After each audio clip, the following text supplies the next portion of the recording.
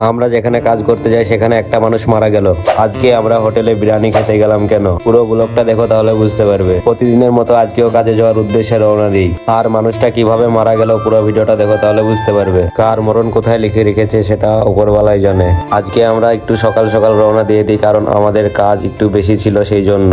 তারপরে চলে আসি আমাদের কাজের সাইডে। আজকে আমাদের অনেক কাজ থাকার কারণে খুবই দ্রুত কাজ শুরু করে দিই। এখানে পিএসসি ঢালাই হবে সেই কারণে চিপিং করে নিলাম। এদিকে আমাদের ঢালাইয়ের মালে পানি দেওয়া শুরু হয়ে গিয়েছে। তারপরে আমরা তাড়াতাড়ি ঢালাই আরম্ভ করে দিই। আমাদের এই কাজটা করে অন্য কাজ করতে হবে, তাই খুবই দ্রুত শেষ করে দেওয়ার চেষ্টা করছি। তারপরে আমাদের কাজ কমপ্লিট হয়ে যায়। কাজ শেষ করে চলে আসি হোটেলে বিরিয়ানি খেতে। সারাদিন কাজ করার পর পেটে অনেক ক্ষুধা লেগে আছে, তাই বেশি দেরি না করে খাওয়া শুরু করে দিলাম। আর যাই হোক, বিরিয়ানিটা খেতে অনেক ভালো ছিল। তারপর বিল পে করে দিয়ে চলে আসি কাজের সাইডে।